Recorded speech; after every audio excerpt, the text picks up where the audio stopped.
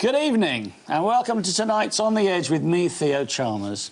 Tonight's show is 2 hours long and once again we are live, so if you have any comments, questions or suggestions during the show, text them to us. Just text EDGE, a space, and then your name, location and your message to 87778 and we'll try to pick up on any that really hit the mark. They're all charged at standard rates, so why not get texting now? In tonight's show, I'll be talking with John James Harris, a man who has formally declared himself to be a freeman of England within common law, which has apparently opened up very many intriguing possibilities for him and for everyone watching. What a show we've got tonight. John, welcome. Hi. So, 2 hours we've got to explore this subject, so I think we can take a little bit of a breath and just find out a little bit about you to start with. Yeah, I'm basically a carpenter, a builder. I'm self-employed. I really enjoy it as well. Really enjoy the building trade. Watched it get smashed to pieces, as most things have happened in this country. And not all good as well, a lot of the things that have gone on concerning the building trade. And one of the sad things about the building trade as well is it's the first thing that gets hit when things start to get a bit upset, if you like. It certainly is being hit right now, isn't it? Smashed to pieces, yeah. And it's,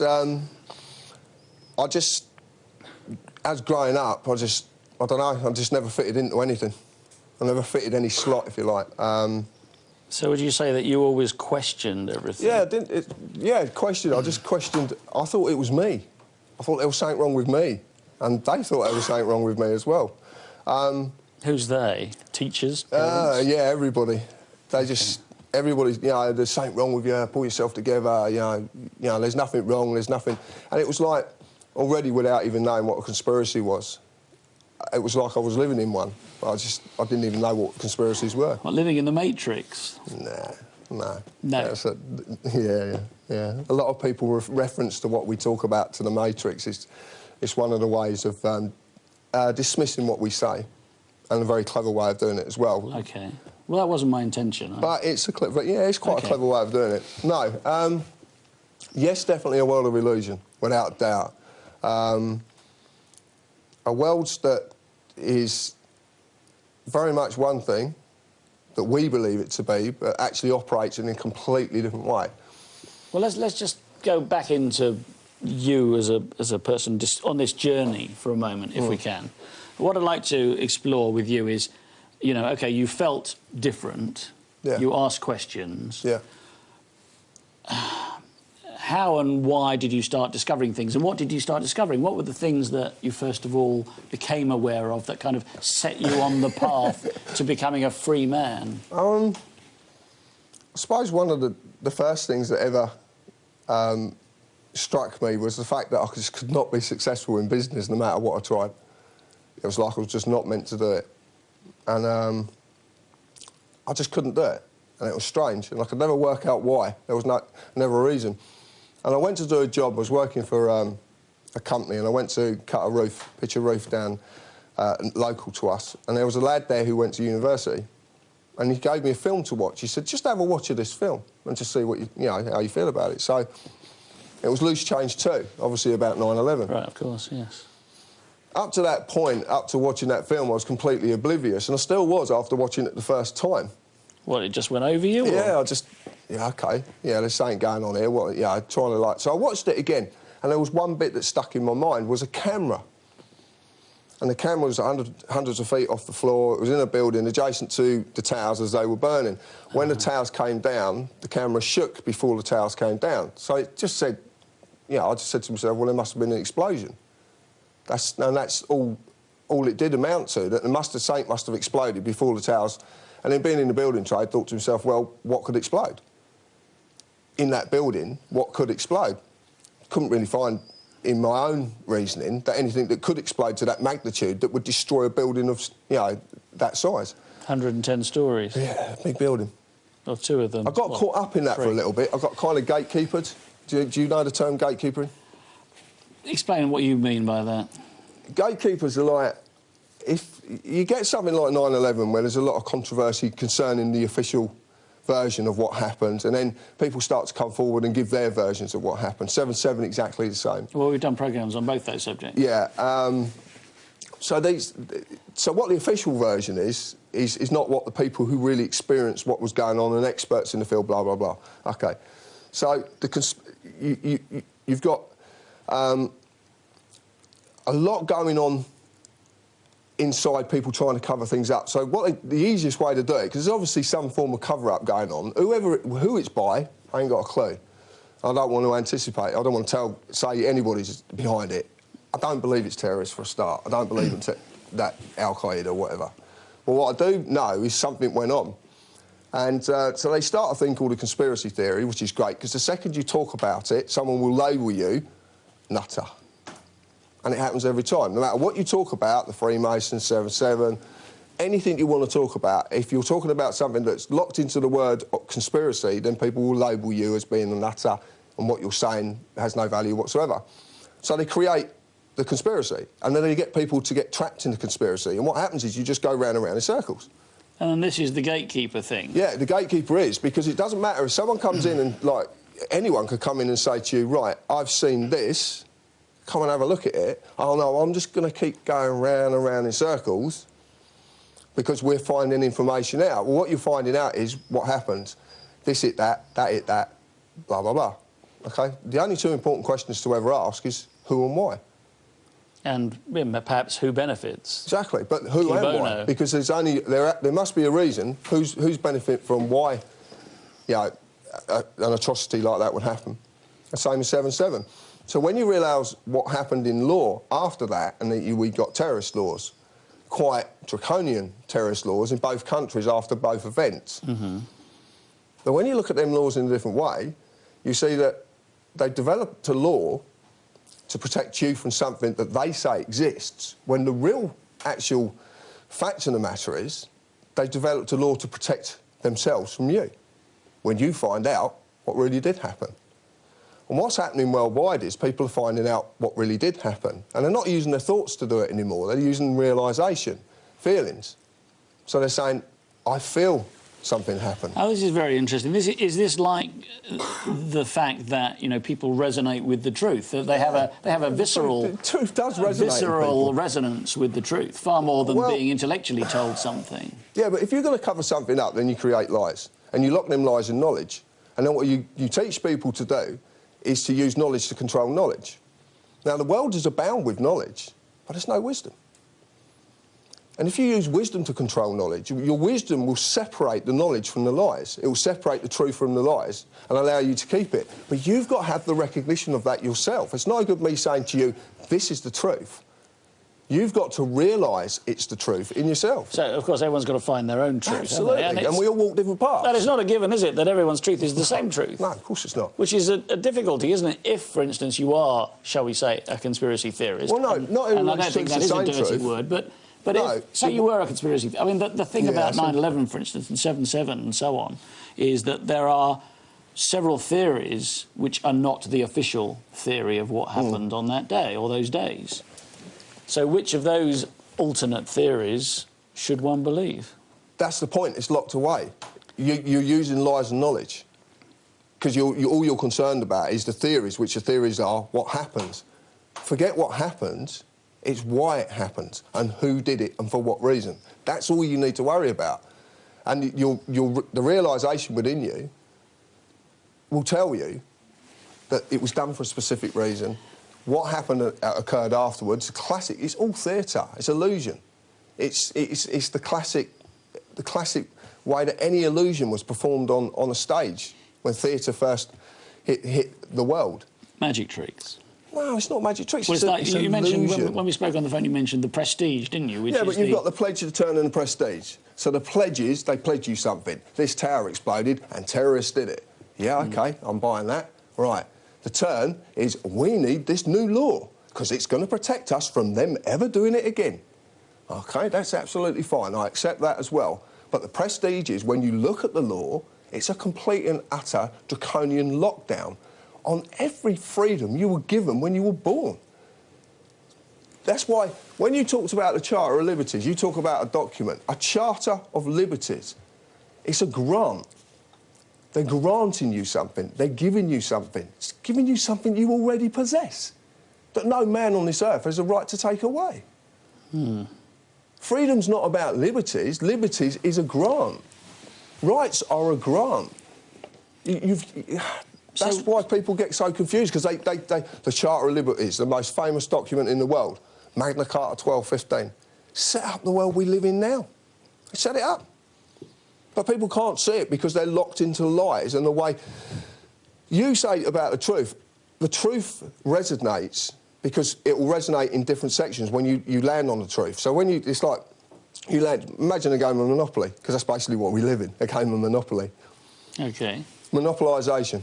That's all it's about. It's monopolisation, greed, materialism, egotism, the new churches, shopping centres, the new religion, money. OK, so just to get back then to your journey, if we may, because I think that's a nice way of describing where we are now when we finally get to that point.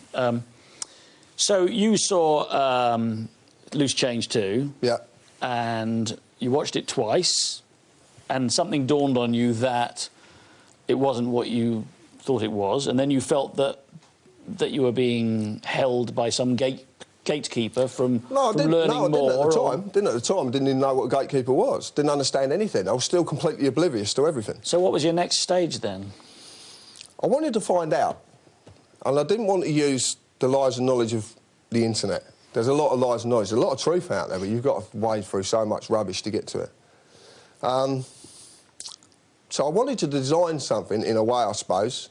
I wanted to build something that would allow people to come to me and give me information. Because I don't like reading things. I read law, that's about all I read. I read law because I find it funny. You find it funny? It's very funny. Yeah, when you read it the way I read it, it's hilarious. You just got to read it right. But I read law, and I've read law books as well. I read their law books because their law books are even funnier. Who's they? You mean the states? The Law Society. Oh, the Law Society's law books. Yeah, OK. Yeah, if you read their books, I mean, okay, there's a classic example in the latest Black's Law Dictionary 8, and they define a person, and they say a natural person. How can you define a word with a word? How can you define that word with the same word? You can't. It's a mockery. If you go in Black's Law Dictionary 3, you'll see that person is a fiction. Let's talk about that then. Let's talk about the person. Yeah. And how we understand the person in society. Well, what do you think a person is? Well, it doesn't matter what I think. No, what do you think a person is? I'm asking you I'm a person, you're a person. Are you? Well, I believe I am. You're not a human being, you're a person. Well... Or does it mean the same thing? Well, my understanding from when I was a child is that a person and a human being are the same thing. Same thing, OK, right. So, in law, you're a human being, but in the legal world, commerce, you're a person. That's the difference. OK. And what is the difference, then? Just calling me a different name? It's the way you're treated, massively.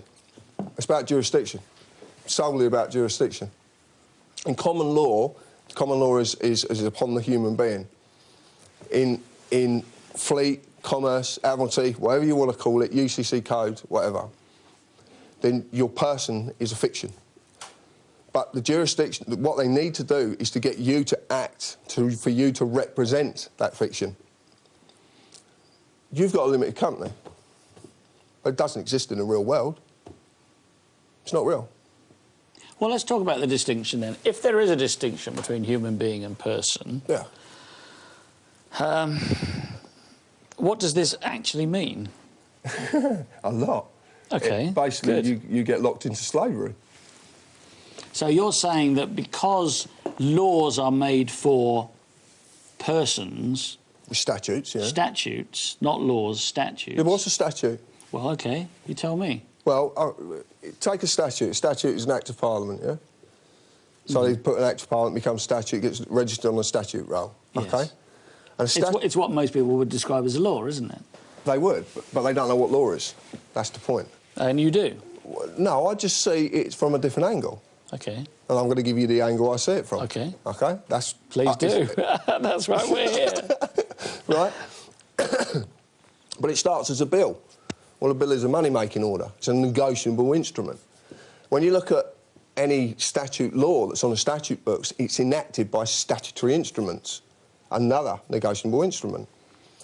A statutory instrument defined is a created, written, legal contract. So it's not law, it's a contract. It's something they can apply as fictitious upon fictitious persons. So they make us into fictitious persons, and then they can apply these statutes on it, because the statutory law does not apply to human beings, because it's not law until it's consented to by the governed. Statute is law that only becomes the force of law if it's consented to by the governed. So with 3,000... By the governed? By the governed, you. Yeah, you're the governed. So I can say that to anyone who wants to enforce a statute upon me... Yeah. If I choose, I can say, I don't consent. You can say that, but you're being made an offer. So it has to come in contract form. So you're being made an offer. So what they'll do is they'll offer you something, and in a contract there has to be offer, consideration and acceptance. So you have to be made the offer, you have to consider the offer, and you have to accept the offer. I'm not aware of having been made any offers about any statutes. No, but you are being made an offer, okay, because commercial law works that way.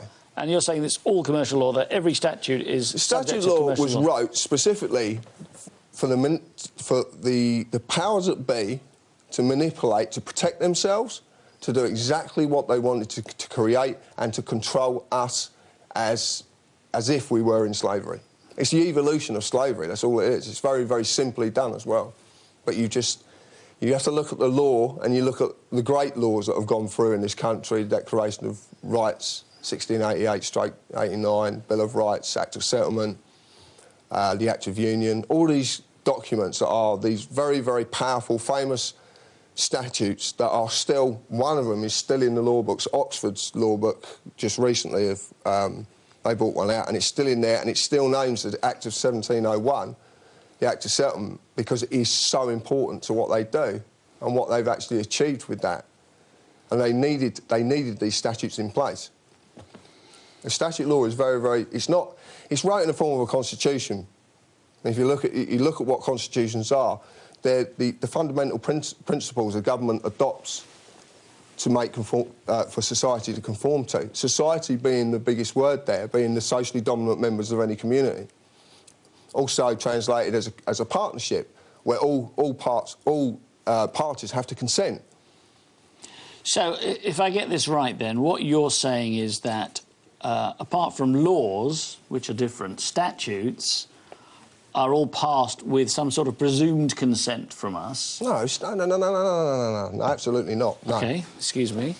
A statute law is a negotiable instrument. It's a bill, it's a money-making order, right? The government, as being the Cabinet, the Privy Council, will take the statute and they'll meet at number 10 with the bankers and they'll sell it to them. So they pass a law, yeah. statute? No, they make a contract. It's not law, it's a contract. Okay. They get this contract and they'll go to the bankers and they'll say to the bankers, the private sector, they'll say, we've got this statute and we reckon it's worth $6 billion.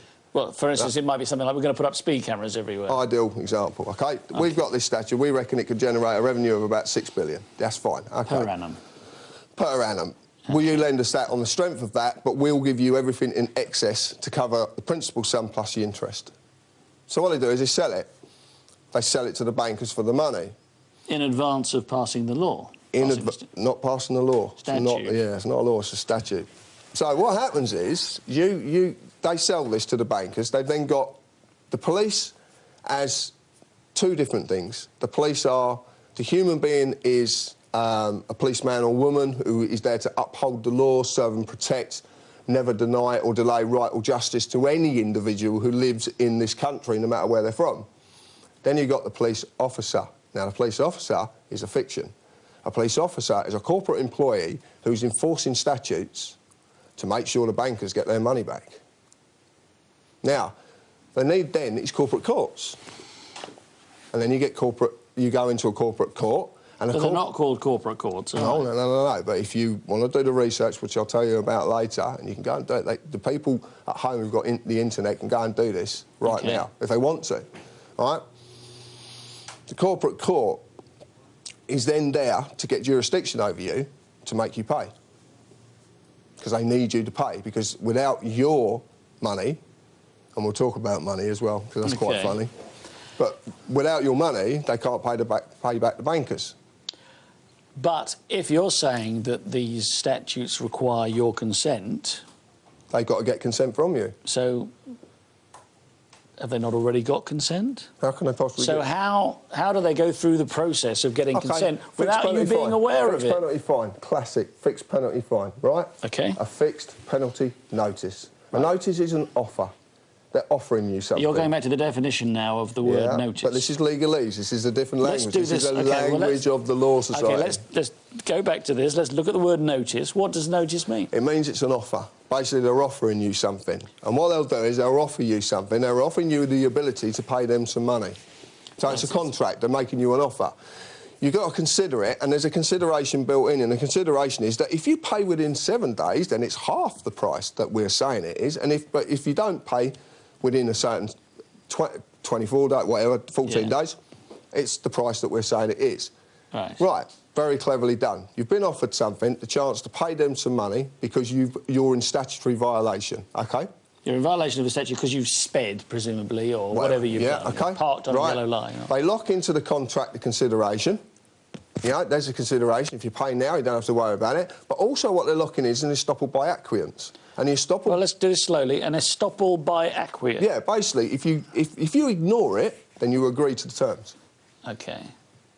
If you ignore it, you agree? If you ignore it, what estoppel means is basically if you do not answer or offer back, because you can't dishonour it, you've got to offer back. This is contract law. You can't go into dishonour. So, OK, so if, for instance, say you get a ticket for speeding and it has this offer and you don't want to be subject to it, what do you do next then? You offer something back. What, like a button? If you want it. Wouldn't work. OK, well, talk us through it then. Well, if you first thing you do is say, well, you're trying to talk the wording on the document. What will happen is that the original fixed penalty notice is you'll send a letter off. So what you do is you write the letter very specifically. You don't use misters, you don't use postcode. If you do put your postcode, put it in a box capital. Anything in 4 corners doesn't exist in commercial law. So you put square brackets round. Yeah, anything in 4 corners does not exist. OK? So what you do is... This is written somewhere in law, isn't it? Go and look it up. Go and look up the 4 corner rule. I'm asking a question. Yeah, go and look up the 4 corner rule. Go and look it up now. OK, the 4 Get corner the internet, look it up, find out what the 4 corner rule is. So you can put your name in that if you want. Absolutely. It means it doesn't exist. OK. Right? Mm-hmm. That means it's a legal entry. So what you're doing is you're reversing that. What you're saying is, I don't exist. You're talking to a human being, you're not talking to a person. You're talking to a human being. OK. Did this human being produce you any form of evidence to prove who they are? You're asking the question of them? Yeah, you ask them questions. What you do is you have to put it in question form because that's how you offer back. So you ask them a series of questions. All right, OK. And you adapt the questions to what your needs are. A classic example was, we go to a restaurant and we eat a meal, and the restaurant, the waiter comes up and he says, here's a notice of how much your meal was tonight. Would you pay it or ask for a bill? I'd probably ask for a bill, wouldn't I? Yes. You'll be given a notice, you'll be given an offer. A summons, if you look at a summons is legally synonymous with the word invitation. When you get notice of summons to go to court, you're being given an offer to go to their place of business. You're being invited. You've got a choice. So, I think we're going to have to go to a break now, John. We're going to get back to this. So we're going for the break. If you'd like to text in your questions or comments for John Harris, why not do so now? Text the word EDGE, your message to 87778. Please keep it short because the long ones get cut off. See you very soon.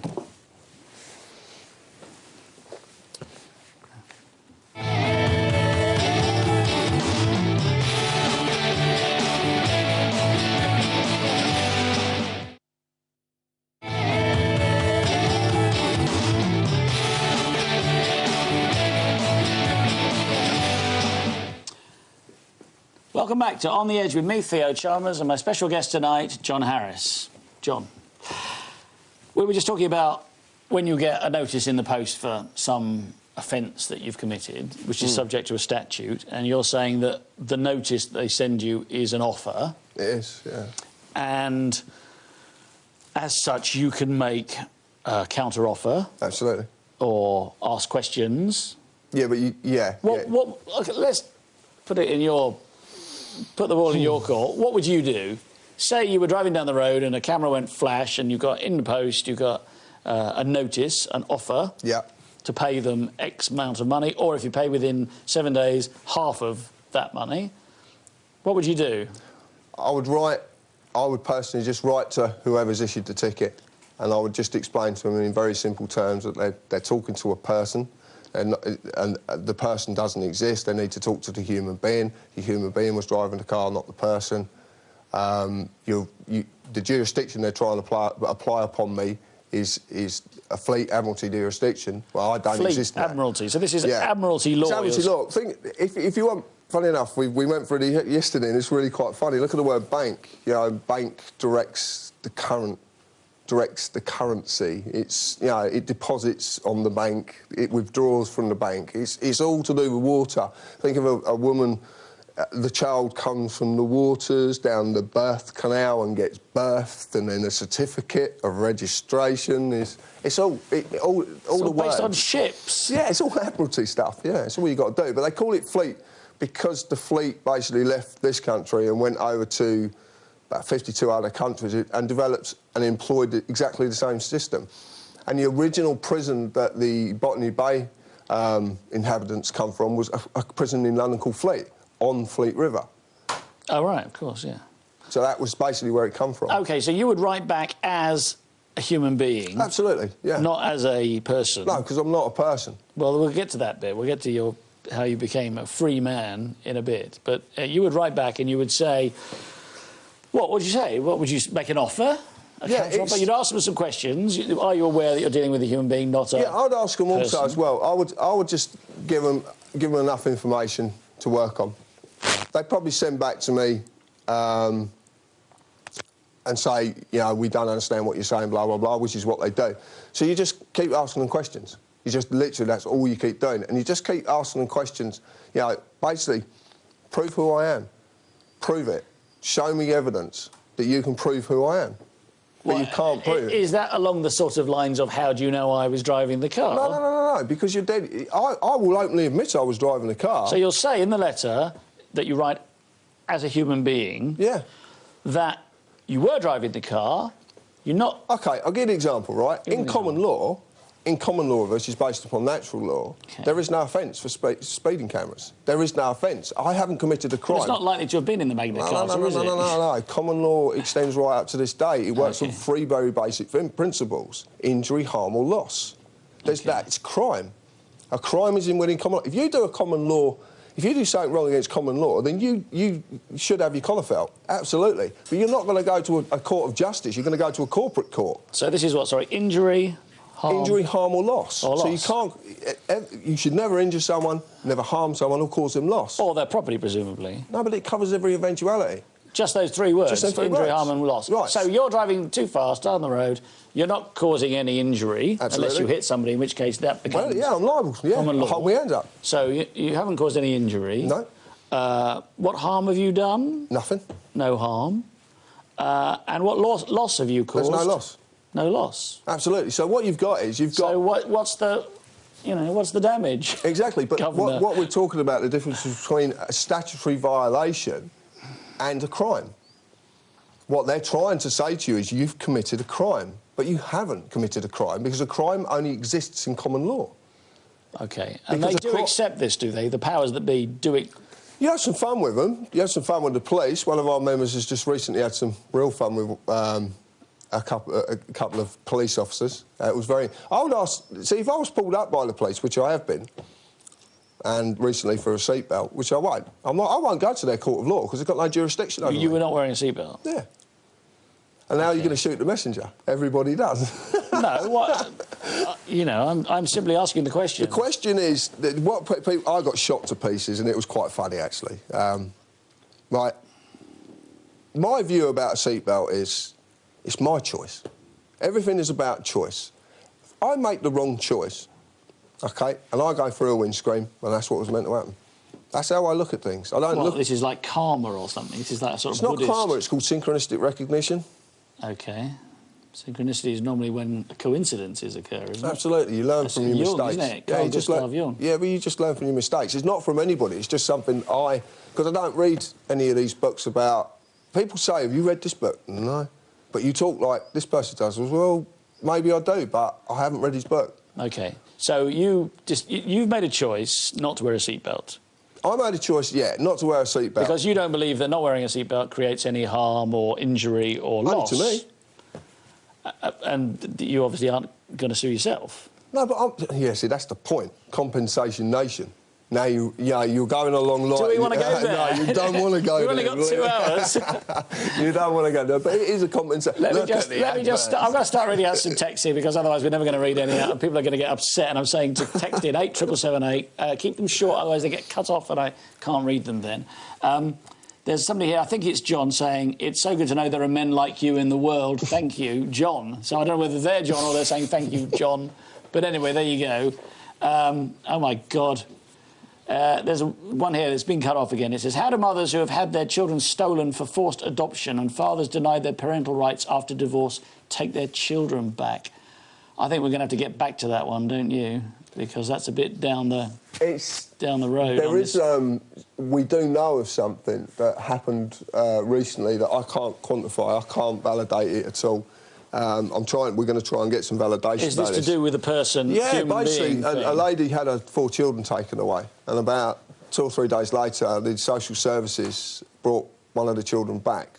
And when the mother questioned the social services, said, well, the reason we brought the child back is because we don't own it. You never registered it at birth.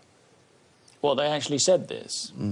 I did actually see that on your website, actually. No, we're trying to quantify it. What I'm saying is, I get this information from... I work very closely with a gentleman called Brian Gerrish, and Brian gets some phenomenal... I should say, he was supposed to be my guest last week, but unfortunately he suffered a bereavement in his family. Yeah, his poor mum. I know, I was there. And he couldn't come. Yeah, I'm trying to get him back. I've been working at Brian's house to work at his house. So, what a small world. Yeah, yeah. No, we're really good friends, and Brian gets the most colossal... He gets like, they served him, so funny, they served things on him before he's even wrote about the subjects. That's how funny it is. This is how panicky they are, because of this baby P issue and Linda Lewis is the issue about the child who's now 22 and still not allowed to see her parents. You know, I mean, these sort of issues. So Brian gets all this information. We get a lot of information, and we suddenly start to realise that it's the birth certificate that is the main, it's the problem. All right, we seem to have segued into that. Let's get on to the birth certificate thing, because that's on my list of things to ask you about. Right, well, birth certificate basically is the creation of the fiction, the creation of an entity that This is the difference between a person and a human being. So this happens when you register the child? Yeah, but you're told you've got to register the child. You're told you must. Now, in legalese terms, in the Law Society terms, must is synonymous with the word may. So you've been given a choice. Because at the end of the day, it's a statute. If you don't register after 42 days, they reckon you get £1,000, whatever they reckon, right? The truth of it is that you'll get about an £8 fine. A year later, the Attorney General will actually write you a letter to say, would you like to register your child? They can't make you do it, OK? See, I didn't know that. I mean, I have 2 children, you've done and I registered them. Yeah, I did it at all. Imagine how I feel now. So when you look at the birth certificate, right, and look at every part of the birth certificate and look at the wording that's used, and it's incredible. Absolutely incredible. But the last bit is the most interesting. The father is classed as the informant, right? The informant. And his qualification is he is the father, so he knows that there's a child being born, so he can inform on that child. Yes. Right. So what if the mother registers the child? A lot of single parents register children, don't they? Do you know what? I don't know. That'll be something we could look at. But we've looked at a couple of birth certificates to quantify this, right? To have a look at this, and I'm going to do more. Underneath, it says this is very fascinating. I like this piece. Okay. This is where you start talking about different jurisdictions. It says your name, which is not a signature, it's wrote, and it says the declaration of. Now, a declaration is in common law. The only person who can make a declaration, which is a declaration or affidavit within common law, is one of the most powerful documents within law, because it's a sworn oath of your truth. OK. Yeah? So you swear that this is your child or whatever? No. You're just saying it's a declaration from a human being because he has to act on behalf of the fictitious father, which his name is in capitals, to inform the child is there so they can make another fiction out of it. That's how it works. So basically what it is, so when we register our children... You put them in slavery. You just don't know. They become a bonded slave. Yes, that's exactly what it is. Exactly. That's quite powerful stuff, isn't it? No, but it's the truth. Go and look for it yourself. It's the evolution of slavery. Look at my children's birth certificate. Yeah, I know, but in the evolution of slavery, it's something that's quite amazing when you look at the word slavery and you look at sort of civil relationships between people and a state, and people use the word citizens. Citizens, we're not a republic. We're not subjects either. Subjects is that means we're subjected to the rule of something. Well, we are a constitutional monarchy, aren't we, officially? Ah, do you know what a constitutional monarchy is? Do you know, I have a feeling you'll tell me, John. A constitutional sovereign, very interesting. Constitutional sovereign is locked in constitutional law with no powers whatsoever. They can guide, they can warn, and they have the right to be informed. That's it. That's it? That's it. That's all they can do. State basically what they are is a mascot.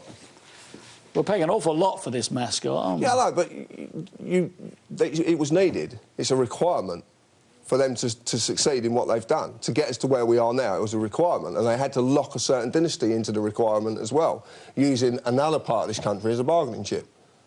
What do you mean another part of this? Come on. Don't tease. No, but there's so much to this. It goes all the way back. You know, I mean, Magna Carta, look at the wording of Magna Carta, and pull me one article. I've got it, actually. It's funny you should say that. I might have a copy of it. Magna Carta, 1215. Yeah. I've got all the ones you've highlighted on your website. I should say your website is www.tpuc.org, which stands for, I've written it down somewhere, the People's United Collective. Absolutely. There you go. Anyway, and you can download copies of Magna Carta, Charter of Liberties of Henry I, 1100, Declaration of Rights, 1688 to 1689, Bill of Rights, 1689, etc., on this site. Anyway, Magna Carta. What do you want to know? Well, what do you want to tell us? Well, pick one of the articles. Well, I think the one you point to quite often is 61, isn't it? Yeah, but 61's too complicated for this. You go a little bit.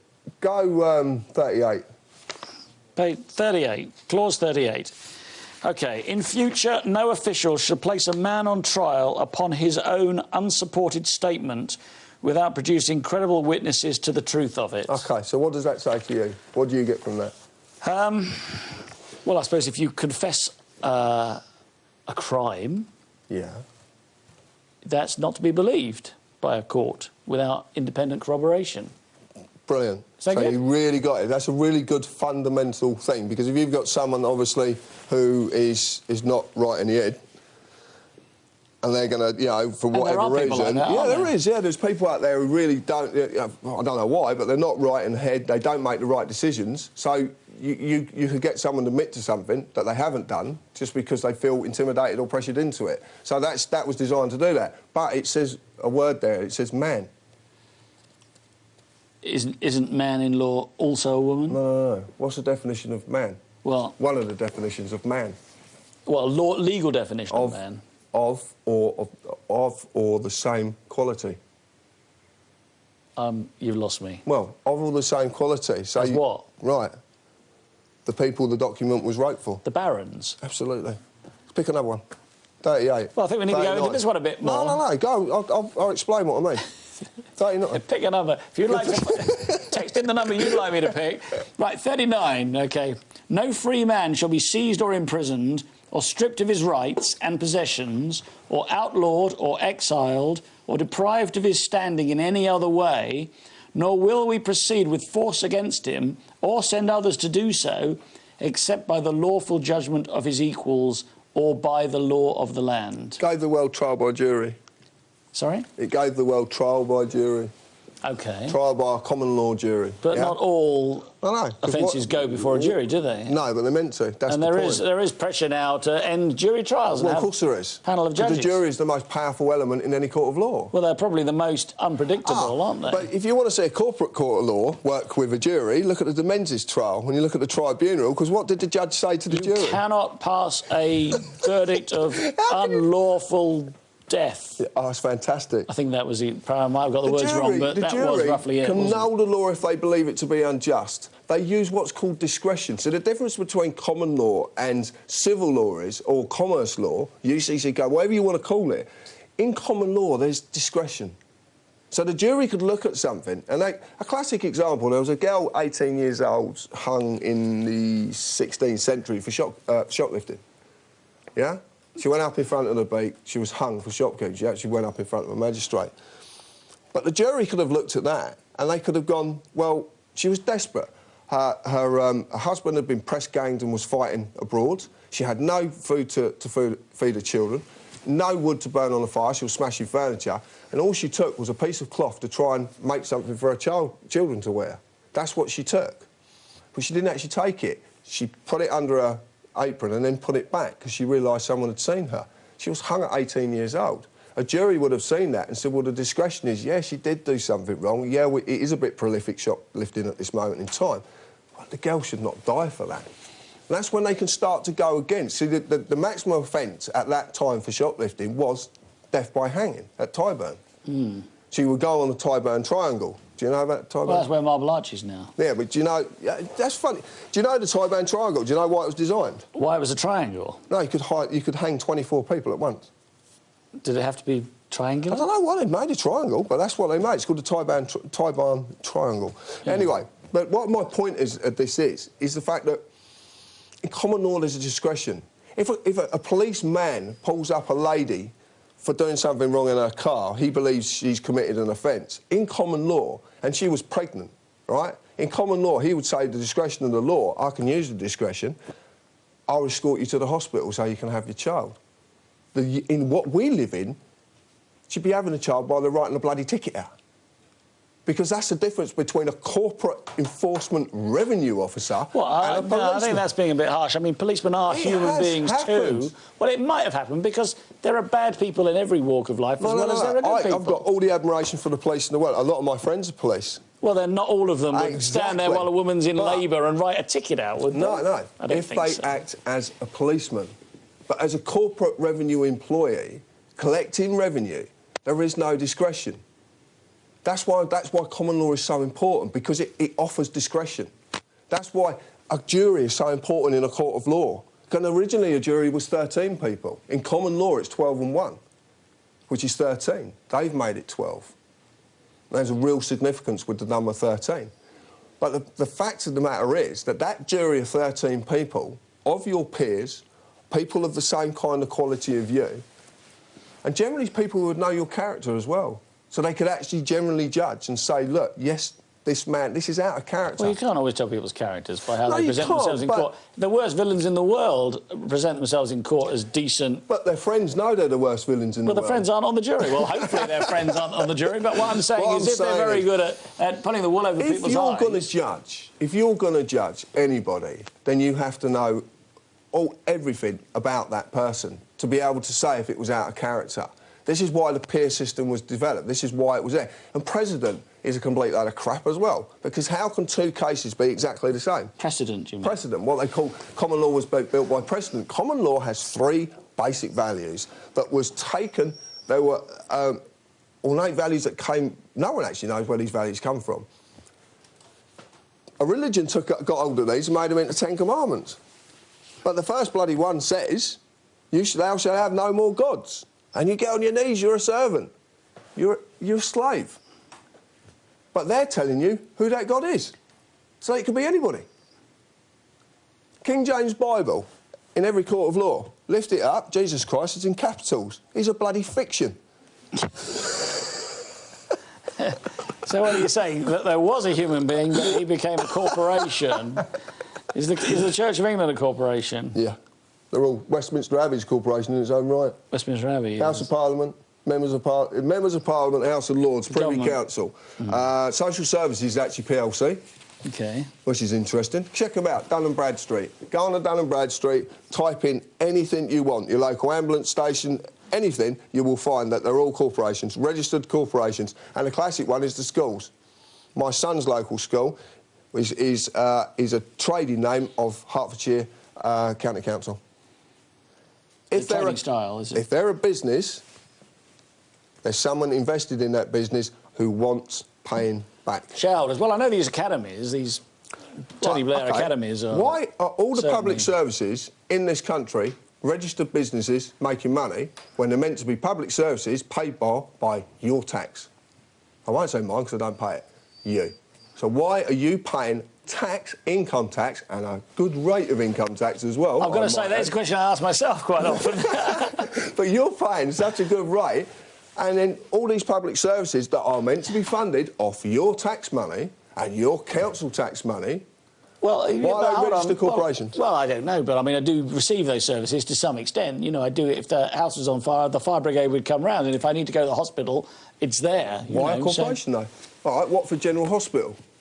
Okay, it's the trading name. Yeah. Of the Hertfordshire NHS Trust. Right. So it's a corporation. It has to make money. It has directors that need paying. You know about that, don't you? They're called dividends. Well, I don't know that. I do know that about that because I have no personal experience at Watford Hospital. No, but you know... I'm clever to say I've never been there, but... But you know what I'm talking about. Not about the hospital, but you know about the dividends. OK? You know this is what corporation is about. So why are public services in the whole of the United Kingdom, corporations and businesses, when they're meant to be paid for by public money, our money, your tax money, why are they independent corporations, all part of bigger conglomerate corporations? You've got Hertfordshire County... It's an interesting question, isn't it? Because you wouldn't expect them to be incorporated as businesses. Why have you got corporate courts? Every court is registered as a trading name of the Ministry of Justice. So it's just all about money. Every police force is registered as a profit-making corporation. OK. The members of the Houses of Parliament are registered as a profit-making corporation, which means you are electing new directors. That's all you're electing, new directors. So nothing will ever change, because politics is theatre. It's complete theatre. What you see going on in the House of Parliament is theatre. OK. It's an outer government controlled by an inner. By the advocates. Right. The judiciary. So I think what we need to talk about, I mean, we're going to go to a break in a couple of minutes. We've still got a couple of minutes to go. But what we need to talk about when we come back, I think, is we need to talk about how you avoid paying tax. That would be an interesting subject. Certainly one of interest to me. And also about money. Oh, money's interesting. I think that's an... Let me read out a couple of texts. Somebody says here, if he was injured without wearing a seatbelt, the injuries would be considerably worse and more expensive for the taxpayer and the NHS. Responsible people, and that's how long you get. So don't go longer than that, because I don't know what you say. Presumably you're saying responsible people wear a seatbelt. Yeah. OK, there's another one. Attack the messenger. Yep, I got here. Was pulled for car tax. Police made my two kids, 7 and 9, sit in my car, engine running on the side of a dual carriageway while I was processed. Well, I guess that's a bit like what you were saying, but she wasn't in labour, was she? So I can't read that one. So it's quite funny, though. Unfortunately, no name attached to it. There'll be some choice ones come through. So we do get one or two good ones. So, yeah, I mean, I think to go back to that point about the police working for corporations... Yeah, the fiction does, yeah. Do they understand that they're working for corporations? I feel there's some that do, because of the wording you can use. Well, the higher levels? Or... Oh, yeah, definitely. The inspectors and the chief inspectors are what I call customer services. They come out... If a police officer's done something wrong and he's going to be... And you put a complaint in, especially one's called dereliction of duty, which is in common law. Yes. He'll come out and try to flannel you. He'll say, oh, it's no good prosecuting, you know, you've loads of paperwork and all they're going to get is a tap on the wrist. It's customer services. Right, we're going to go for another break now. Once again, if you'd like to text in your questions or comments for John, text the word EDGE to 87778 and we'll see you very soon.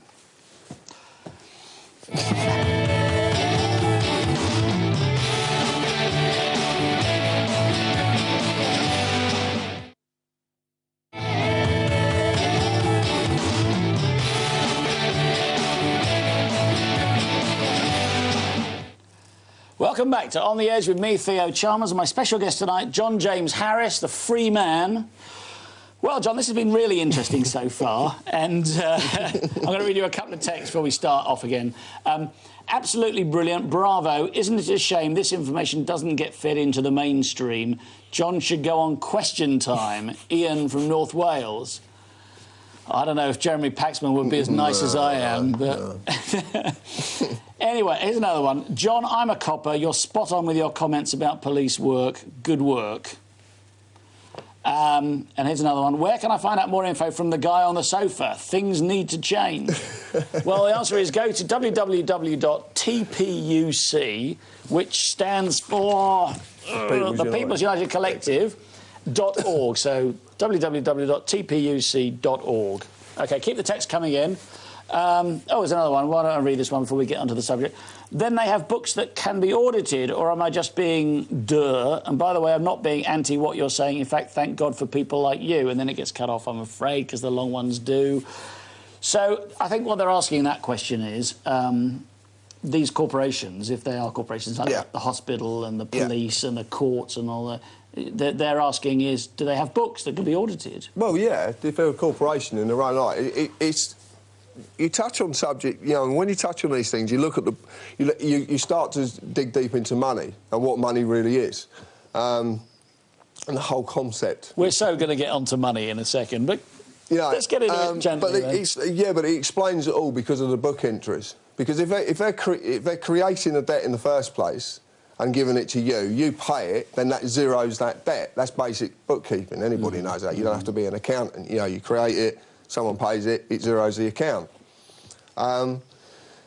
But you pay in two different ways. There's different ways of paying, and there's something that came to light was what was called accepted for value, which a lot of people have dissed and have said, oh, there's all this information in America, it don't work, blah, blah, blah. We're living proof it does work because we do it.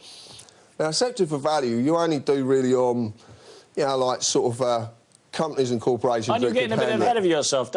Shouldn't you be explaining what money is before you get to... No, it leads to it. I'll explain what it is. Excuse me then. See, when you accept... Right, I get a bill from the tax office for 33 grand telling me that I've got to pay them £33,000. This has actually happened. I can show you it. It's in my briefcase. I don't doubt you for a second, John.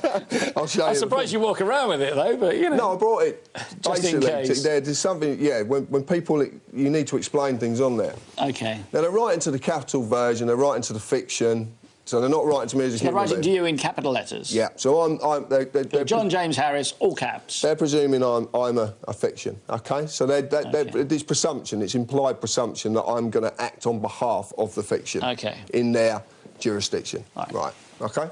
I'm saying I'm a human being and I'm not going to act. I'm not going to act on you. So I get this bill comes through and they say to me, you owe us £33,000 and some pence and other pounds, whatever it is. Right, and it's in a box. I think, the £33,000 would probably do it for me, wouldn't it? Right. Wouldn't worry about the pennies. No. But it's all imaginary anyway, so it might as well be 3 pence because they're not getting a penny. The fact of it is, the £33,000 is been generated for nothing. So when it comes to me, I've accepted it has no value whatsoever and sent it back to them. Exactly the same figure. So I write it in the box, 33 whatever it is, blah, blah, blah. I send it back to them, they can zero out their books. Well, OK, if only it was so simple, John. But it is. Well, you're basically saying you're accepting it for value. Right. OK. A nice, shiny piece of paper. Note. No, piece of paper. Well, I'm sorry, but that is a £20 note. Well, that's what you... Yeah, unless you make it yourself. Now, you can take this to a shop and you can go and buy... That's very kind of you. I'll have it now. You want it? You can take this to a shop, you can buy goods and services for it, so you actually believe it's real. Yes. I know it does buy me goods and services, or one very similar you believe it's real. So, what happens is, you'll go... That will get put in that shop, and then that shop will pass it to somewhere else, or a bank, and they'll reissue it, blah, blah, blah, blah, blah, blah, blah. OK. Well, one of the two things there's 3 things on here that are quite interesting. One is it has a mascot on it to make it look official. A mascot? Constitutional sovereign. Well, like football clubs? Yeah, basically. I'll explain that. OK. And it says it's from the Bank of England, which is a private, registered corporation, that no one knows where the profits go. No one knows who the managing the directors of, but might want to ask the boss of Sky a little bit about the Bank of England. But it also says very clearly on it, I promise to pay the bearer on demand the sum of £20.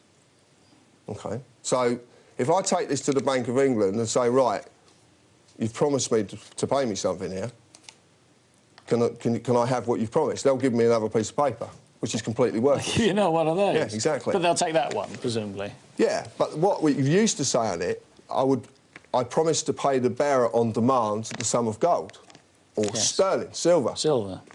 Pound sterling, right? £20 sterling, as you would call it. But because our money is fiat currency, it's not backed by anything. There is nothing to back this at all. So in reality, if there's nothing to back this of any value, this is an IOU. It's a promise to pay. That's why it says, I promise. So what happens is, you just say, I'm promising to pay you at some time. So this is because it's fiat currency, yeah, because we're in bankruptcy. And fiat, if my Latin is still doing any good in there, is, I think the Bible starts with fiat lux, which means let there be light.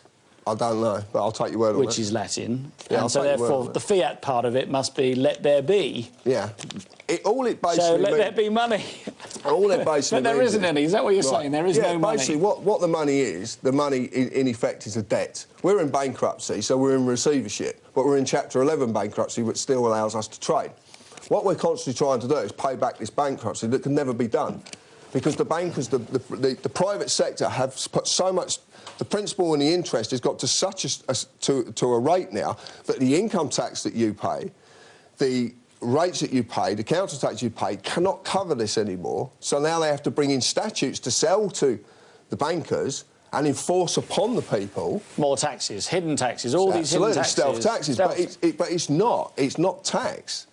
It's basically fraud. You're saying the debt can never be serviced. There's nothing to back the currency. The currency has nothing behind it. Because Gordon Brown, for instance, sold all our gold at the bottom of the market, didn't he? Yeah, but at the end of the day, gold's, if you want to go, it depends how you want to go with this. You can go a number of different ways. You know, I mean, if you look at what gold is just a precious piece of metal. That's all it is. What gives it value? Well, I suppose it's immutable, isn't it? Unlike some metals that rust or oxidise or whatever, gold is immutable. You can leave it in the ground for 10,000 years and you can pull it out and it's shiny and lovely. So why does that give it any value? I don't know, it's quite... Exactly. It's got no value whatsoever. It's only got the value that you attribute to it. Okay. So it's if you like, the consumer who attributes the value to something. If you've got a bar of gold and you tell me it's worth £600 and I say it's worth £1, right? The only difference is that we disagree on what it's actually worth, because value is derived by the person. Well, the word pound comes from the weight of a precious metal, doesn't it? Which it would have been originally, yes, and the reason this stuff was designed was because obviously they couldn't carry this stuff around, so the bankers basically, I'll take your bank, I'll give you this piece of paper, and you can hand this to people, and if they ever come back, I'll give them the gold that's... I promise to give them a pound of gold or a pound of... You take this to... A friend of ours took one of these and a birth certificate down to the Bank of England, and she... And she went in and asked. They escorted her out of the building and then locked the doors behind her. She would then decided... Sorry, I'm sorry. I was reading a text and I completely ignored what you said there. Say it again. Right, a friend of mine went down to the Bank of England with a birth certificate and some money and just said... And actually tried. Actually tried it, right? To do what? To get what it's really worth. To find out what they would say. Yes. Well, two security guards escorted her... Is this the one with the dog? That's also on your web. I've read her story on the website. So she goes in there, she gets escorted out, and the doors are locked behind her. She decides to stand on the street and tell everybody what's just been done. She gets descended on in by the corporate employees, and remember that the City of London Police are a completely separate entity. They have their own state, their own police force. You know, they've descended on her. She's put into Westminster Magistrates Court on a public disorder, which is a statute. For going into the Bank of England and asking for her... No, for standing on the street and telling people that you can't do this, because she's telling them the truth. She goes into court very cleverly, and I admired her so much for this. She spoke to me and Richard the day before. She went into the court and just refused to get in the dock. She refused, point blank. She said, I'm not a criminal, I'm not going in the dock. I have papers, I'm representing myself, I need somewhere to sit, a glass of water, blah, blah, blah. Magistrate in the middle chucked her hands up, didn't know what to do. Clerk come across, case dismissed. All because she refused to get in the dock. Because they can't act upon you unless you're in that dock. Why is it called a dock? It's maritime law. Not very obvious, is it? Let me just read a couple of texts before I scroll off the screen. John for Prime Minister from Rosand Mart. Perhaps not a job you want. Is your guest one of David Icke's love children? No, I don't think so. Do I have to repay my bank loan? That's Will. We get a lot of them. John for Prime Minister again. She's very keen. All conspiracies are just greedy white men doing what they do best. Lie, cheat and steal from other greedy white men. Wake up. That's an interesting one, I must admit, yeah. That was just white men. Yeah. But not everybody's designed to be woke up to this anyway, because it would cause absolute chaos if it... What if everybody woke up to this? What if all the national newspapers tomorrow had your story, this, the guts of this programme on the front page tomorrow? Absolute carnage. That the money is worth nothing, and that you can discharge a debt by simply giving them more. If that's a promissory note, which I understand that it is a promissory note. Then all you do to pay a debt is give them another promissory note. Absolutely. So just go, yeah, I accept it. Here's my promissory note. Yeah. Now but you're going down lines that are very, very complicated, and it's not that simple. No, because I suspected that might be the case. No, because they've signed the system up. It's fantastic how they've done it. Actually, you shouldn't admire them for what they've done, but they have created something that is just. It is an amazing entity what they've created, but it's a fire. If you want to analogize it, you put a fire and it's a fire that's consuming everything. And unfortunately, when a fire consumes everything, the only thing it's got left to consume is itself. And that's what we're seeing happening. All right, well, let's just talk about how you deal with debts like your £33,000, because you haven't really said, where does that go? I mean, you can ask them questions, you can accept it for value. I was told them to put them in court. You asked them to put you in court? How long ago was this? I've always had a thing about paying income tax. Yeah, but this is a red rag to the bull. I mean, if they're watching this programme, the Inland Revenue... They crack me up. They're brilliant to talk to. Let me just say this. If they are watching this programme and you're going, I'm not going to pay my tax, and presumably you're a lesson to other people to not pay their tax, then... But you've got to know why. You've got to know why not to pay it, and you've got to understand why I do what I do. And when you understand that, then people will say to me, "Oh, well, you're not going to get this service, you're not going to get that service, blah blah blah." None of them services are paid by income tax anyway, so I'm not bothered. This guy Will is going, well, so do I? Do I have to repay my bank loan? You're very persistent, Will. John, sort him out, will you?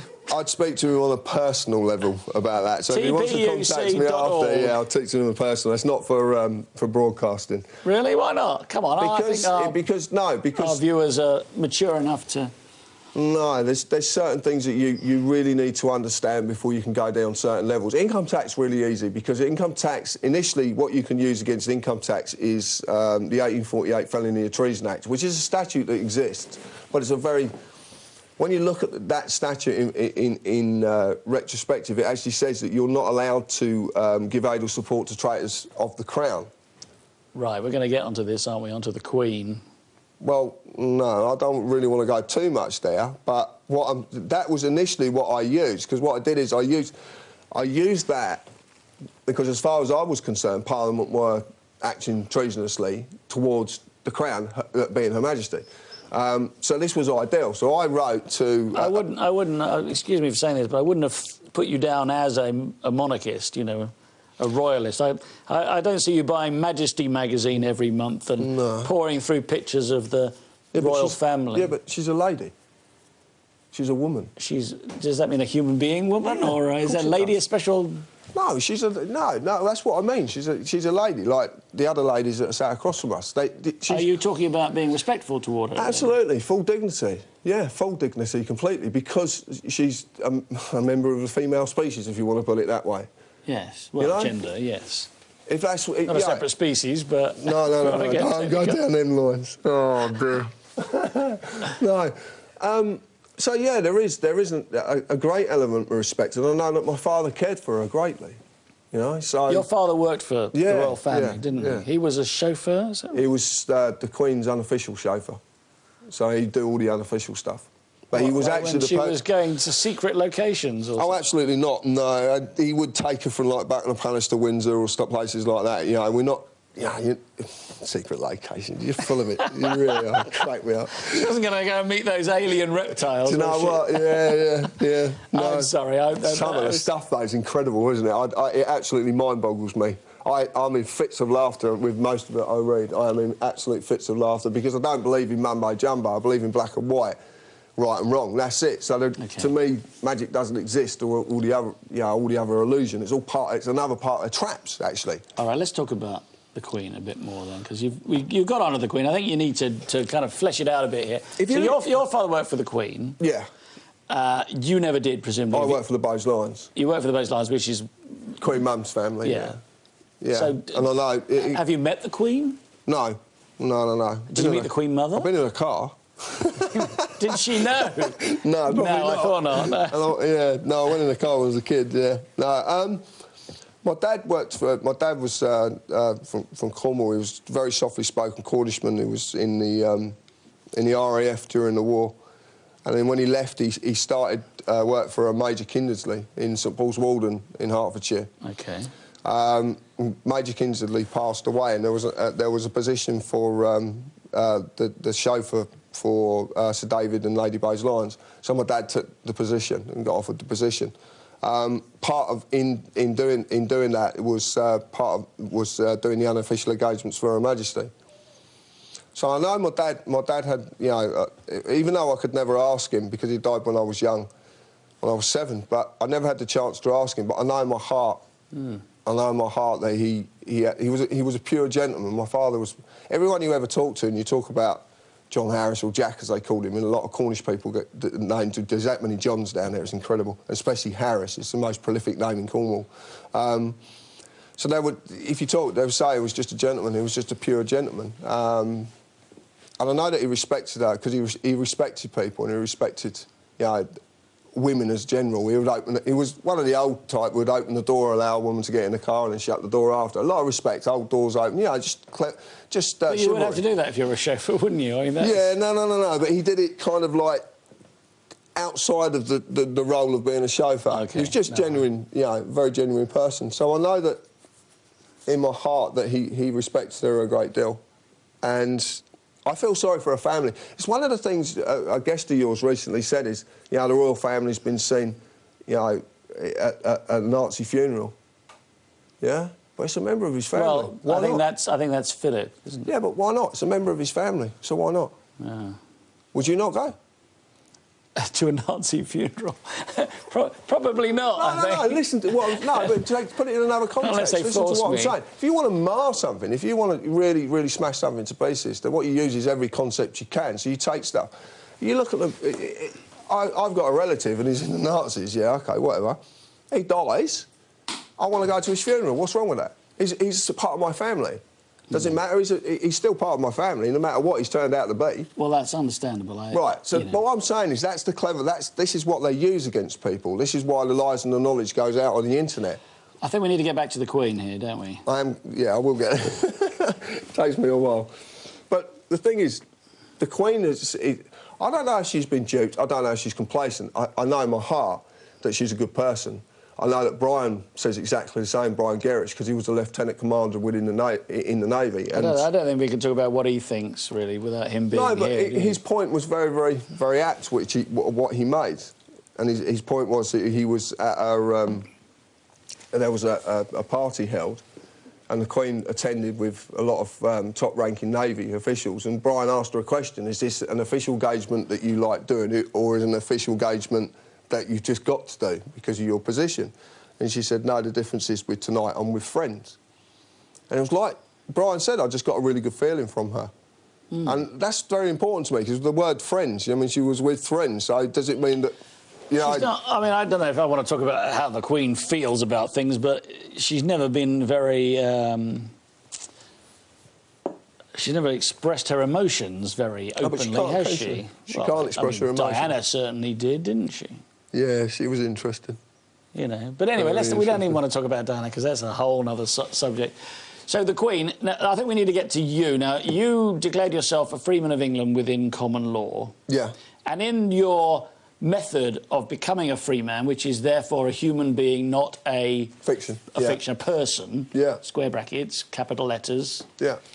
You invoked something to do with the Queen. I mean, I've got a copy of your freeman of common law thing. I don't want to read it all because we go mad. No, it's quite long. But you talk about the Queen. And you say that you deny and withhold all allegiance and obedience to Elizabeth the Queen to the precise purpose of providing some defence to Her Majesty's person, royal estate, blah, blah, blah, blah, blah. What's all that about? What it was initially is like I said, I haven't said it on camera, I'll say it now. When the website started, I was totally in the dark about everything that was going on worldwide.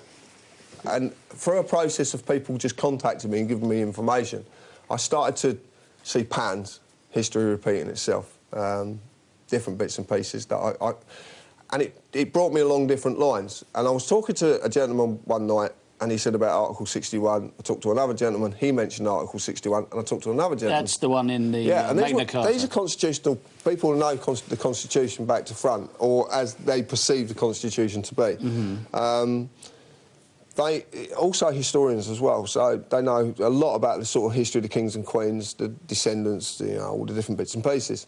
And I looked at Article 61, so I spoke to him, and a friend of mine, Robin, wrote them affidavits on my behalf. Was he a lawyer or somebody you used No, but he knows common law. Okay. That's a common law document. It's an affidavit. It's a sworn statement of truth. We looked at Article 61 because you had to give 40 days. We knew it resided within common law. It's a very powerful article indeed. People argued you needed barons, but at the end of the day, all I wanted to let Her Majesty know and the government know, I'm just fed up with what's going on with the country. The country doesn't work anymore. You're destroying it. As far as I'm concerned, you're the culprits. I'm opting out. So when I opt out of the system, then, I'm basically saying I'm not going to pay income tax because of the traitors in Parliament, the 1848 Felony Treason Act. I'm not going to do anything at all. I didn't understand anything about contracts and contract law, commerce or fleet or any of that. So that was the avenue then to start something off. That's the only way I could see. So what I don't understand then, and I understand why you might want to become a free man and not any longer be this person, capital letters, that was a fiction. I can understand why. But I didn't know. I didn't know that at the time. But no, I can understand all this. I think that's understandable. But I don't understand. I don't understand why you have to mention the Queen in this and withhold allegiance to her. This is kind of weird to me. It's like it's not. Say the Queen's great. She's being held hostage by Parliament. Kind of saying that in here. But it's kind of what's happened if you understand what they've done with the law. But why do you care about her? Why would you put that in your thing about being a free man? Why can't you just go, I want to be a free man? The money doesn't exist. The Parliament is corrupt and illegal. The reason Magna Carta is being disobeyed, if you like. Yeah. So why this stuff about the Queen? It's like I look at it and go, this is kind of weird, isn't it? It's not weird. It's an ancient law. It's an ancient law that says that we have a right. At the time, I believed in the law as constitutional law as being our constitution. So you're saying it has to be about the Queen, then? Your act of becoming a free man... Not now, no. What I was trying to explain to you, this is evolution. What's happened to me is I've evolved with the information I've received from people, so I've taken a lot of information over a lot of time. At every point, at every stepping stone, there's been some form of recourse. Article 61 at that time was recourse, but that led us into something because Article 61 says, enter into lawful rebellion offering no violence whatsoever. So you do it peacefully. So you don't have to... You wouldn't mention the Queen now, then, if you did it now? What? No, I'm afraid... John, I'm afraid we're going to have to go for another break. So, once again, if you'd like to text in your questions or comments to John Harris, do so now. Text the word EDGE, your message to 87778. See you very soon.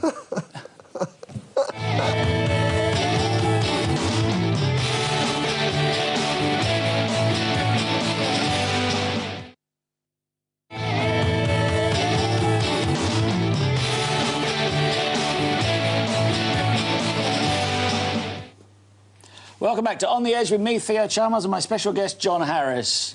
John, We've covered a lot of ground, haven't we, tonight? We have covered a lot of ground. Yeah. So, you're a free man now. Yeah, but you've made right. this you made this declaration. Who did you send it to? The Queen. You sent it to the Queen. Yeah. And did she acknowledge it? Well, I got a third-party reply from Sonia Bonici, which is like the chief correspondent, which everybody gets anyway. Which says, they've written to the Queen, if you'd like a colouring set or... Yeah, it just said, oh, thank you for your letter concerning blah, blah. It was about the EU, and Brian Gerrish made a phone call and asked Sonia Bonici what she meant by the word the EU, because I never mentioned the EU in... You didn't write about the EU at all? No, absolutely not. But we now know that she presumed, when I was talking to the EU, from the phone call, she presumed it was because I was talking about the traitors in Parliament. And there's a lot of references all over the place about the EU and the traitors in Parliament. Because a lot of people think that we're selling ourselves to the... Yeah, but you need to know the EU doesn't exist. It has no legal personality whatsoever. It doesn't exist. People say it hasn't had its accounts signed off for 14 years, but if it doesn't legally exist, what accounts are we talking about? It's not a corporation, then? It's not. It's not. It's not. We found one that isn't a corporation. No. It's just a way of trapping Europe. It's just... It's a what trap? Just a way of trapping Europe. They couldn't get it with the Commonwealth. They got it with, something else. Well, I don't want to go down them lines because you're entering into a whole different realm. Let's talk a bit more about your becoming a free man. I think that's important because I think there are probably people out there. I know, look, I've just... Can you repeat his website? This one says he's great. So, yes, it's www.tpuc.org. Royals have no divine right to be royals. It's a title afforded to them by those who dream it fit. Royal blood doesn't exist. Fiction. Paul in Warrington. Divine right was from the Stuart Kings, which was derived from... it basically came out of the Papal Bull Templar, who were actually the ones who created... Templars, the Knights Templar. Yeah, the Papal Bull Templar basically created Temple Bar, which is the advocates, the inner and outer temple. Oh, where the courts are? Yeah, in this country... The barristers. Yeah, basically what you've got is you two-tier everything. You've got a two-tier community, which is the socially dominant and us, who are fooled by a promise to do the hard work. The only valuable thing in this country is what we do for a living, every single day. Because if we didn't do what we do, this country stops working.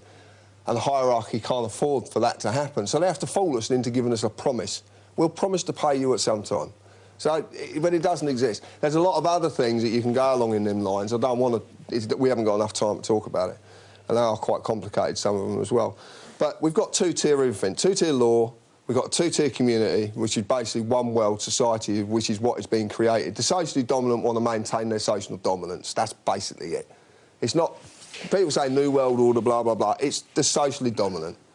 They've got everything. Well, social... the word social, to me, sounds a bit kind of soft and cuddly. You know, you say socially dominant. I mean, this is... You're talking about society, aren't you? Yeah, but that's the socially dominant members of a community. They're the ones who will do anything to maintain their social dominance. So they're not quite as cuddling as you would like to imagine. Well, no, I don't particularly imagine that those people who do control the Federal Bank and the Bank of England, indeed they do. They are the socially dominant. And in a way, everybody... The whole system's been tiered down. So anyone... We talked about this. Anyone who owns a company, who employs people, who pays them a promise at the end of the week... With fiat currency, which is just nothing. What are you maintaining? Your social dominance. It's the truth, though. You're enslaving people. I'm enslaving people. Yeah. You're doing exactly the same, but see, because we mimic what's given to us. Everybody mimics the same thing. And hopefully, half the people who hear this information, they'll start to realise that, this really is what's going. And then what you do is you take the very simple system that human beings live by, which is in communities, and you put ism on the end of it, and you completely destroy that as well, which is what they did. Everything with an ism. Socialism, capitalism, communism, Marxism, socialism, they're all isms. Anti-disestablishmentarianism. It cracks me up. All of it cracks me up because it's just, when you understand what's going on and how simple it is, everything that's complicated in the world has a simple foundation. We have a motto on the site, the truth is simple, mankind makes it complicated. It is absolutely true because it doesn't matter. That is true, yes. Yeah, if you take the most complex building, it's still built on a set of foundations. There's nothing... Except the World Trade Centres, clearly. It's a circular argument, isn't it? Let's read out a text. Dave Ellison has written, in 1989, the 1989 Children Act overruled common law which states the father owns them. Can they do this? Dave Ellison. No. They can't overwrite common law. They cannot overwrite. See, common law, I know Dave as well, common law is everything comes from natural law, common law, the three basic principles. Nothing can overwrite it on a human being. But then when you enter into the world of commerce, which is Admiralty and Fleet, when you enter into that world, then you're then dealing with fictions. Remember, the children of fictions. They're dealing. The social. Well, they're capital letter names are their fictions, if you like. Is that what you're saying? Yeah, right. I'll give you an example. But they're human beings, aren't they? Right. Everyone in the audience, go and get your V5 document for your car and look at what it says. It says a registration certificate of the registered keeper. Yeah, it is the registered keeper, I know that, yes. Now, how could they possibly take something that is lawfully yours, i.e. the car, and crush it if you don't put tax on it? Well, hold on a second. They don't... the reason it's keeper is because it might not be yours. It might actually belong to a finance company, for instance, or it might be a company car, and you're the registered keeper. No. If your issue is with the word keeper... That's fair enough. That's absolutely fair enough, a company car. Yeah. But the finance part of it, it's still registered to the DVLA. The DVLA need to know who owns that car, because the registration, that's why they'll take the car and crush it. Now, well, they don't do that very often, do they? They do take quite... Why take them off the side of the street and take them down a compound and charge you extortionate costs for keeping a car because you might have parked somewhere they deemed that you can't park. You haven't broken no common law, you've not committed a crime. There's no loss, harm or injury. So they've stolen your property. In common law, they've stolen your property. They've caused you a loss. You've lost your vehicle. Now, take that concept one step further. If you're only the registered keeper, that means that you signed over the ownership, the possession of that vehicle to the government. But when you signed that... Yeah, because what apply... V5. No, apply, you submit a registration of application. Submission is to bend to someone else's will. Yeah? You register, when you register something, you hand over possession of it, and when you apply, you're begging, and it's implied that you know what you're begging for. Look the words up yourself. Look it up for yourself. Now, this is why the social services can take children, because the fiction's theirs. They own signed the fiction. them over when you sign their birth certificate. Absolutely, it's the same principle, and it works with houses, it works with cars, it works with children. Anything you register, you have given away possession of it. OK, well, here's a really good question. Jamie from Norfolk. How can we free ourselves from the stranglehold of central bankers and the current debt-based economy when they own all the mass media weapons? Well, we've got the internet. It's the most powerful entity in the world and it can't be stopped. Well, I don't know. They're trying, aren't they? They can't stop it. It's a living entity on its own. They'll tell you that there's one pipe comes in and it goes to one building in London and they can shut the whole of the internet down. Talk to anybody who understands the internet. That comes in so many different ways, they physically couldn't shut it down. Another thing is they need it more than we do. Well, another thing is Edge Media TV, Channel 200. Keep watching. Nice plug. But no, so the internet is mimicking the way that human beings should really communicate. Everything we've got to communicate with nowadays, we think we're so connected as a race, but actually we're more disconnected than we could possibly imagine. Do you think so? Yeah, because we've been conditioned. They use dumbing down techniques on us. Look at mainstream media television. I don't want to go into the realms of it, but they call it programming for certain reasons. Watch people go into a trance when they're watching it. Just watch it. Talk to someone. Offer them a cup of tea. Do you want a cup of tea? Huh? What did you say? This happens. Is that the Strictly Come Dancing effect, is it? Possibly, yeah. I wouldn't want to watch it. No, quite honestly, no, it's not. I managed to miss it somehow. No, I don't watch any real television. I've watched one of your shows. Well, I'm glad to hear it. Yeah, what about the other ones? What was wrong with them? Well, you don't watch TV, you don't watch it. I watch it on the computer, so anyway. You can watch it online. www.edgemediatv.com. Watch online. You can watch it live, or you can watch programmes that have gone out in the past. So basically, anything you register is not yours anymore. And that's where the fiction, this is where the commerce comes in. But see, under common law, no law can be created in this country and be applied to common law unless it reinstates or reinforces common law. So if anything to the contrary of that, anything that goes completely against the common law principle, cannot be reinforced in common law. And common law is created by declaration, which a declaration is by the people or by a monarch can do it. The 1351 Treason Act, although it's a statute, originally it was declared by a king, so... Whatever. You got 1351? I don't know, but anyway, but there's an argument whether that could be common law or not, because it's a declaration and it was made into a statute. But a declaration, generally, it is a declaration by the people, becomes part of common law. Can you make a declaration? Absolutely. I did one with my affidavits. That's a declaration. But it doesn't pass into common law, does it? It's simply... Yeah. It's about you, though, isn't it? No. It passes you couldn't into pass common law. Listen, you couldn't make a declaration about me, for instance, could you? Oh, no. Only about yourself. You make a declaration about yourself. That's what an affidavit is. It's a sworn statement of truth from you. All right, well, let's talk a bit more about this affidavit that you did, this declaration. Well, I'll tell you, I would like to expand on one point, though, okay, if you don't mind, because all the affidavit achieved in the end, now we know, was to allow Her Majesty, the Royal Household and the Foreign Commonwealth Office, where they ultimately end up, lets them know how many people have done this and why. They're fed up, OK? They know the country doesn't work. How many have done it? Well, we don't know, because I don't want to ask anybody. That was what it did.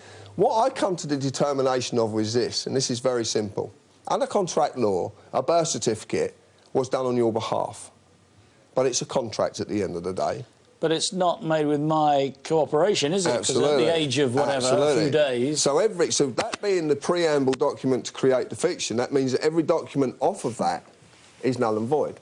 It's illegal, it's void. So in commerce law, it doesn't exist. So when you get your national insurance number... It's all farce. It's all farce. But I suddenly come to the determination as this. I was born free. As free as the wind blows. Absolutely. I was born free. My freedom does not come from a man. It does not come from a woman. I was born free. And no one has the right to take that away from me. And I'm free because I say I am, and not because the government give me a piece of paper. So having said it and done it in a certain way, you are a free man now. Yeah, but I'm free because I say I am. OK, but what does that mean now? Tell me what it means. It means to me that... Sorry, can I just backtrack you there? You just said, I'm free because I say I am, but you did something. You can't just say, I'm free, can you? Yes, of course I can. Well, yeah, but you didn't just say you're free. You did this. You made this declaration. But at that time, that's what the stage on the path that I'm walking, that's where I got to. And I believe that to be the right thing at that time. There's other times, if you want to go trawl the website and look at it, you'll see I was talking to people about political parties. I was talking to people about other things. But I had to talk about them subjects to be able to get other information to come to me to understand what them subjects really are. That's why I needed to... You need to go into something to understand it. It's like... How many people say, I know how you're feeling? But it's like, if you're an alcoholic and you get counselled, generally the person counselling you is an ex-alcoholic, because they're the only people who really understand what you're going through. And how many times do we say to people, oh, yeah, I know how you're feeling? But if you've never lived that experience, how could you possibly know? You couldn't. OK.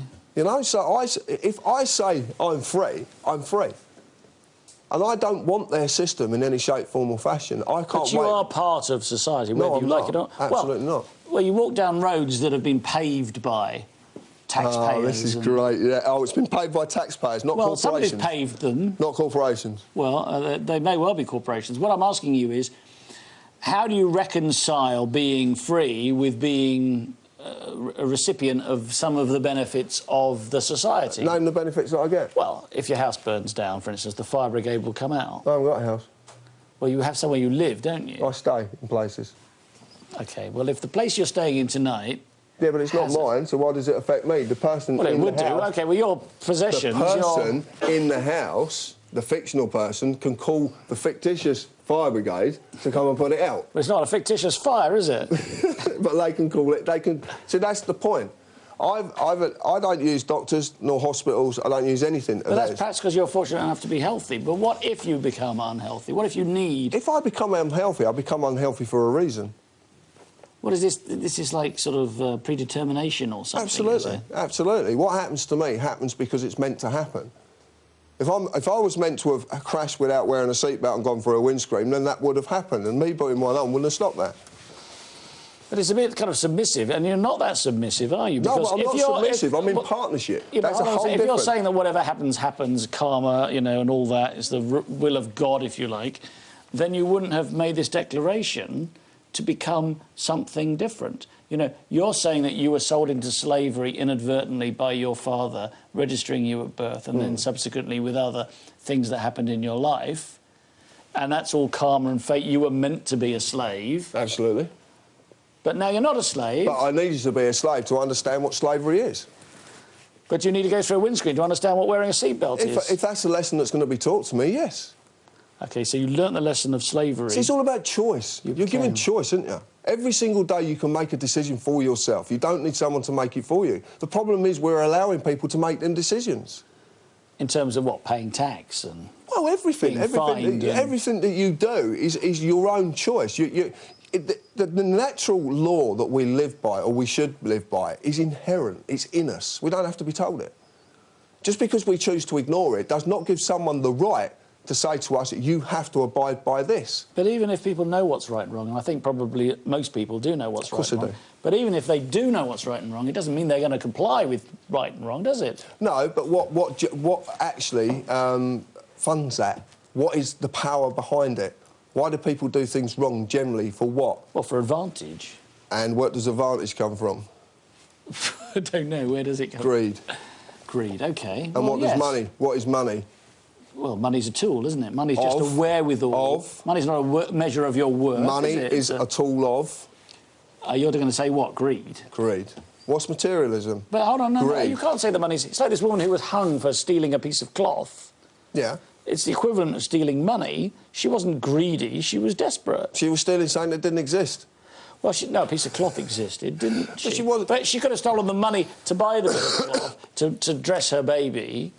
But that wasn't greed. So not everybody who's involved with money, which is a tool, is greedy. You know, people who want more money than they could possibly spend... No, but everybody is. Everybody monopolises. Everybody. It's natural. It's greed. This is a system we live in. Well, it's about security for a lot of people. People think... Security from what? What if I get sick? I'll need money. What if I do this? I need money. What if, you know, I need money? People don't necessarily have money, surely, for the sake of just having money. I mean, I'm sure there are people who are in that position. Yeah, but if you're living in a world that revolves on the stuff. Well, yes, that's and it's certainly fictional. True. Well, so you're living in a fictional world. You think all this is it's an illusion, and you just can't even see it. Well, the illusion is because you run a company, you have employees. You need your employees to do the work they do, so this show is broadcasted. But to make them do that work that they do, you need to give them to promise to give them something at the end of the week. What they don't realise is they're absolutely getting nothing. They're getting a promise to pay at some time that will never be made. But if you have a £20 note in your pocket, as you do... Yeah. You have it in your pocket so that you can get home or you can buy food or you can... yeah. And you know that it's worth having, because otherwise you would have left it on the table there where you were showing it to me. I'll quite happily give you it. I don't want your £20, but you want to retain it for the things you can buy with it, don't you? Yeah, and that's what it gives you the belief it's real. Well, in a sense, it is real. No, it's not might real. be completely... It might be a promissory note based on wishful thinking, and it might be some big, colourful con like the Wizard of Oz behind his curtain. And I'm happy to entertain that idea, and I think probably most people watching this programme are happy to entertain that idea. But, nevertheless, a £20 note is a £20 note, and you can go and spend it, and you can get food or lodging or... That's the illusion you live in. But you can't survive without money, can you? I do survive pretty much without money. Yeah, it's hard. It's very, very difficult. But I've made a commitment to what I do, and I always said that I would do everything that I possibly can to stop what's going on. I will stop what's going on in some way or fashion. I don't know how it's going to come about. It's coming about soon as well. Things are going to change. Do you think we're on some kind of cusp moment where... I don't really want to give sort of any reason. I just feel that there is something emanating at this moment. There is an energy building up that is just phenomenal at this moment, and a lot of people are feeling it. A lot of people, you know, people say, "Well, I wouldn't like to live in a happy world, and there's not this and there's not that." But you mean because you'd be bored. can you name a time in your life where you've actually been truly happy and you've actually, boredom's ever entered into, you know, it's not something that they don't run together. Things are changing, and they're changing naturally, and they have to be allowed to change naturally. OK. There's a very simple thing that's going on that people will not grasp, and it goes into sort of like, I don't know, concepts that people are not ready to accept. But man's control of the earth is being relinquished. Let me ask you some questions that have come in here. Do you think the current recession has been orchestrated? And if so, by whom and for what? That's Lydia in Cornwall. Right. The current recession is... people say it's being orchestrated. It's just something that fractional reserve banking will end up doing. It cannot go on. If they set about now, to the end of their lifetimes, they could never create enough paper money to warrant what they say exists. They could never do it. And the more you create... If you create another £20, that makes that £20 worthless. And that's worthless. Well, that's the hidden tax, isn't it? Inflation. Worth. Inflation is the hidden tax. Exactly, but it's all based on something that doesn't exist in the first place. OK, here's another good question. Can you consider being free and being tagged at the same time, starting with the identity card? That's Vincent from Belfast. I don't really understand that question, but how can you possibly be free if you're tagged with an identity card? So you would refuse it? Absolutely, point blank. OK. And they would try and enforce that with a statute that I wouldn't consent to. OK. They can't bring that in through common law. No, of course not. So they've got to use a statute. I won't consent to it. So take your card and do whatever you want to do. Here's another one. This is from Jamie NFLK. Don't know what that means. Oh, Norfolk. Yes, internet allows truth to be shared, but why are the masses not revolting? Why are so many still so ignorant? What needs to happen to reach the masses? You don't need to reach the masses. There's enough people who already know what they've got to do when they've got to do it. You mean there's a critical mass? No, you don't even need a critical mass. You just need individuals. Every walk of life, judges, magistrates, the MPs, people in government, civil servants, they all know that there's something very wrong. They all know there's something very wrong, but they're caught up in this materialistic world. Biggest thing is status. Status. Why do you sit on a chair that's higher than me? I didn't design the set. Exactly the same as a judge in a courtroom. He's higher than you. It's intimidation. Do you think I'm here to intimidate you? No, not at all. But that's society showing its true colours. That's the persona. I am this person. I will sit higher than you. Can I sit over here? I'll sit there. No, seriously. No, but I'm just giving an example of society. This is how status works. Statute comes from the word status. It's the legal position of a person or a thing. OK. This is what... It's all about it. What we live in is a society that is just solely dominated by socially dominant people who want to maintain that. They've created an illusional fiction called money to keep us doing what we do every day. The only valuable thing in this country are the people and the work they do. That's all that's valuable. John, we've got about less than a minute left. So what do you want to say? What do you want to say? It's all coming to some kind of head? I'll say one thing, and all I'll say is this, is if England was a car, who would be its engine? Come on, you must say more than that. No. If England was a car, who would be its engine? Who would be its engine? The people. And what happens if the engine stops? The people are the engine? Absolutely. The power is with the people? It's absolutely, always has been, and it always will be. We've just been fooled, that's all. We've been duped. Final word. Thank you. Thank you. Right, that's all we've got time for. Thank you very much to everyone for watching our special 2-hour show, and to those who sent text in, and thanks to my special guest, John James Harris. If Mandy would like to phone me offline, I'll answer her question. If you've enjoyed the show, please tell all your friends. Please look out for our exciting new set and opening title sequence in the new year. Until then, happy Christmas, and remember, they're watching you, watching us, watching them. Cheerio.